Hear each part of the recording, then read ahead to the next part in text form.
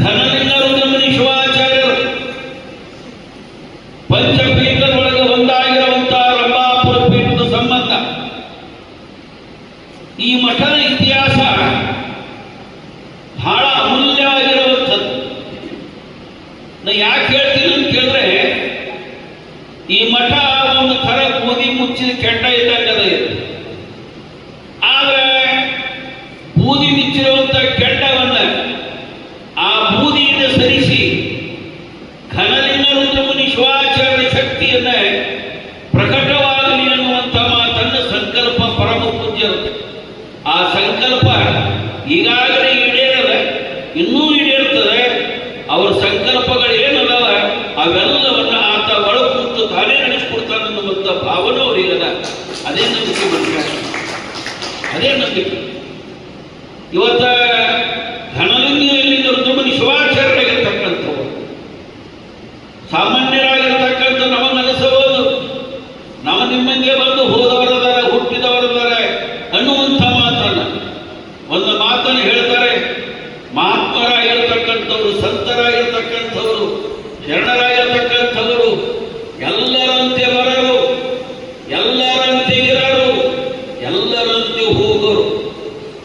ನಾವು ಹೆಂಗೆ ಹೋಗ್ತೀವಿ, ನಮ್ಮಂಗೆ ಅವ್ರು ಹುಟ್ಟ್ಯಾರ ಅಂತೀವಿ.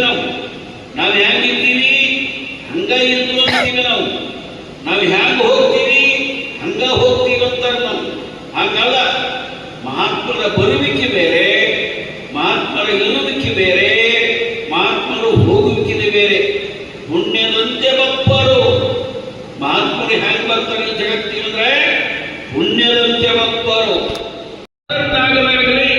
ಎಲ್ಲರನ್ನು ಒಗ್ಗೂಡಿಸಿಕೊಂಡು ನಾನು ಹೋಗ್ತೀನಿ ಅನ್ನುವಂಥ ಗುರಿ ಇಟ್ಟುಕೊಂಡಾರೆ.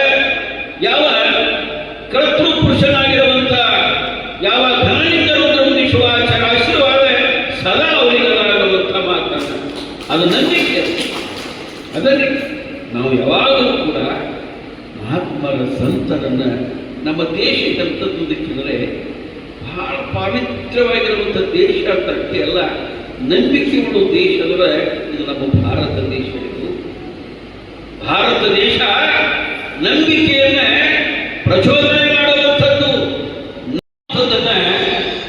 ನೀನು ಅರಿದು ಪಾವನಿಟ್ಟ ನೆಲವೇ ಸೋಕ್ಷೇತ್ರ, ಜಲವೇ ಪಾವನ ತೀರ್ಥ, ಸುಲಭ ಶ್ರೀ ಗುರುವೇ ಕೃಪೆಯಾಗು ಅನ್ನುವಂಥ ರೀತಿ ಒಳಗೆ ಘನಲಿಂಗ ರುದ್ರಮುನಿ ಶಿವಾಚಾರ್ಯ ಅಪ್ಪಗಳು ಅವ್ರು ಮಾಡಿರುವಂಥ ತಪಸ್ಸಿನ ಬಲ, ಆ ಶಕ್ತಿ ಇಲ್ಲಿ ಇನ್ನೂ ಜೀವಂತವಾಗಿ ಇತ್ತು ಅನ್ನೋದಕ್ಕಾಗಿನೇ, ಅದು ಇತ್ತು ಅನ್ನೋದಕ್ಕಾಗಿನೇ ಇವತ್ತ ಅಂದು ನೋಡಿರುವಂಥ ಮಠ ಇವತ್ತಿನ ಬೆಳೆಕತ್ತದಂತಂದ್ರೆ, ಇವತ್ತ ಈ ಶ್ರೀಮಠದ ಕೀರ್ತಿ ಬೆಳೆಕತ್ತಂದ್ರೆ ಘನಲಿಂಗ ರುದ್ರಮುನಿ ಶಿವಾಚಾರ್ಯರು ಅಂದು ಇದ್ರು, ಇಂದು ಇಲ್ಲ ಅಂತಲ್ಲ, ಅಂದೂ ಇದ್ರು, ಇಂದೂ ಇರ್ತಾರೆ, ಮುಂದೂ ಕೂಡ ಎಲ್ಲ ಭಕ್ತರ ಮನದೊಳಗೆ ಅವರು ಶಾಶ್ವತವಾಗಿ ಅದಾರ ಅನ್ನುವಂಥ ಕಲ್ಪನೆ ನಮಗಿರಬೇಕು. ಅದಕ್ಕೆ ಹೇಳಿದ್ನಲ್ಲ, ನಂಬು ನಂಬೆಲೆ ಮನವೇ ಹಂಬಲಿಸದಿರು ಬರದೆ, ನಂಬು ನಂಬೆಲೆ ಮನವೇ ಹಂಬಲಿಸದಿರು ಬರದೆ, ನಂಬಿಕೆಗೆ ಸಾಂಬರ ಒಲವೇ ಕಾರಣ ಅನ್ನುವಂಥದ್ದನ್ನು ಯಾವ ಭಕ್ತನು ಗುರುವನ್ನು ನಂಬಿ ಬರ್ತಾನೋ, ಗುರುವಿನ ಮೇಲೆ ಶ್ರದ್ಧಾ ಇಡ್ತಾನೋ, ಆ ಭಕ್ತನಿಗೆ ಯಾವ ಕಾಲಕ್ಕೂ ಕೂಡ ಗುರು ಕೈ ಬಿಡೋದಿಲ್ಲ. ಗುರು ಕೈ ಬಿಡೋದಿಲ್ಲ. ಗುರುವಾಗಿರ್ತಕ್ಕಂಥವನು ಆ ಭಕ್ತನ ಸಂಕಲ್ಪವಾಗಲಿ, ಆತನ ಕಷ್ಟಗಳಾಗಲಿ ಅವೆಲ್ಲವನ್ನು ದೂರ ಮಾಡೋ ಶಕ್ತಿ ಗುರುವಿಗಿರ್ತದೆ. ಅದಕ್ಕೆ ಹೇಳ್ತಾರೆ, ಮನುಷ್ಯನ ಹಣಿ ಹಚ್ಕೊಂಡ್ರೆ, ಈ ಸ್ಥಾನದೊಳಗಿನ ಮಣ್ಣು ಹಣಿ ಹಚ್ಕೊಂಡ್ರೆ ನಮ್ಮ ಹಣೆ ಬರದೊಳಗೆ ಬ್ರಹ್ಮದೇವ ಏನಾದರೂ ದುರ್ಲಿಖಿತ ಅಂತ ನಿರ್ಮಾಣ ಮಾಡಿದ್ರು ಅಂದ್ರೆ ಆ ದುರ್ಲಿಖಿತವನ್ನ ನಾಶ ಮಾಡಿ ಸುಲಿಖಿತವನ್ನ ನಿರ್ಮಾಣ ಮಾಡೋ ಶಕ್ತಿ ಈ ಜಾಗ ಒಳಗಾದ ಅನ್ನುವಂಥದ್ದನ್ನು ಮರೆಯಬಾರದು. ಘನಲಿಂಗ ರುದ್ರಮುನಿ ಶಿವಾಚಾರ್ಯ ಅಪ್ಪಗಳು ಇಲ್ಲೆಲ್ಲ ತಪಶ್ಚರ್ಯ ಮಾಡಿರುವಂಥ ಜಾಗ ಇದೆ. ಈ ಜಾಗ ಅವರು ತಪಶ್ಚರ್ಯ ಮಾಡಿರುವಂಥ ಜಾಗ, ಮಂತ್ರವನ್ನು ಪಠಿಸಿರುವಂಥ ಜಾಗ. ಅಷ್ಟೇ ಅಲ್ಲ, ಕಲ್ಯಾಣದೊಳಗೆ ಶರಣರಿಗೆ ಲಿಂಗ ದೀಕ್ಷೆಯನ್ನು ಪಟ್ಟಿರುವಂತಹ ಪುಣ್ಯ ಜಾಗ ಇದು. ಆ ಮಹಾತ್ಮರು ನಡೆದಾಡುವಂತ ಪಾದವನ್ನ ಸ್ಪರ್ಶವಾಗಿರುವಂತ ಈ ಜಾಗ ಸಾಮಾನ್ಯವಾಗಿರುವಂಥದ್ದಲ್ಲ. ದೇಶದೊಳಗೆ ದೊಡ್ಡ ವಿಚಾರದವರಲ್ಲ. ಬಹುತೇಕ ಅವ್ರನ್ನ ಏನೇ ಕೇಳಕ್ ಹೋದ್ರೆ ಒಂದು ವಿಚಾರ ಹೇಳ್ತಿರ್ತಾರೆ. ನಾನು ದಯವಿಟ್ಟು ಸಣ್ಣವನಾಗಿ ನನಗೆ ಬುದ್ಧಿ ಹೇಳ್ತಿರುವಂತ ಮಾತ ನಾನೇ ತಿರ್ತೀನಿ ಟೈಮ್ನಾಗ. ಯಾಕಂತ ಕೇಳಿದಾಗ ವಿಚಾರಕ್ಕೆ ಸಣ್ಣವರು ದೊಡ್ಡವರು ಅವರೇ ಇರಲಿಲ್ಲ. ಯಾಕಂತ ಕೇಳಿದ್ರೆ ಪರಮ ಪೂಜ್ಯರಾಗಿರ್ತಕ್ಕಂಥವ್ರು ಈ ಮಠಕ್ಕೆ ಏನು ದುಡಿಬೇಕು, ಏನು ಸಮರ್ಪಣೆ ಮಾಡಬೇಕು, ತನ್ನನ್ನು ತಾನು ಸಮರ್ಪಣೆ ಮಾಡಿಕೊಂಡು ಏನೇ ಕಷ್ಟಗಳು ಬಂದಾಗ ಆ ಕಷ್ಟಕ್ಕೆ ಎಲೆ ಮುಂದೆ ನಿಂತಿರುವಂಥ ನಮ್ಮ ಅಭಿನವ ಜ್ಞಾನಿದ್ದರು ಶಿವಾಚಾರ್ಯ ಬಂಧುಗಳೇ, ನಾವು ನೀವೆಲ್ಲ ಏನು ಕೇಳುವಾಗ ಆ ಪರಮ ಪೂಜ್ಯರಿಗೆ ಮತ್ತಷ್ಟು ಮುದತ್ತು ಅವರಿಗೆ ಹೆಗಲಿಗೆ ಹೆಗಲು ಕೊಟ್ಟು, ಕೈಗೆ ಕೈ ಕೊಟ್ಟು, ಮನಸ್ಸಿಗೆ ಮನಸ್ಸು ಕೊಟ್ಟು, ಯಾಕಂದ್ರೆ ಕೇಳಿದಾಗ ನಾವಿದ್ದೀವಿ ಅನ್ನುವಂಥ ಮಾತಿದ್ರೆ ಸಾಕು. ರೊಕ್ಕ ರೂಪಾಯಿ ಅದು ಏನಿದ್ರು ಕಡಿಗದು, ಅದು ಇವತ್ತಿರ್ತೈತಿ ಹೋಗ್ತೈತಿ ಕಡಿಗೆ. ಆದರೆ ಅವ್ರ ಜೊತೆಗೆ ನಾವಿದ್ದೀವಿ ಅನ್ನುವಂಥ ಭಾವ ಇದ್ರೆ ಸಾಕು.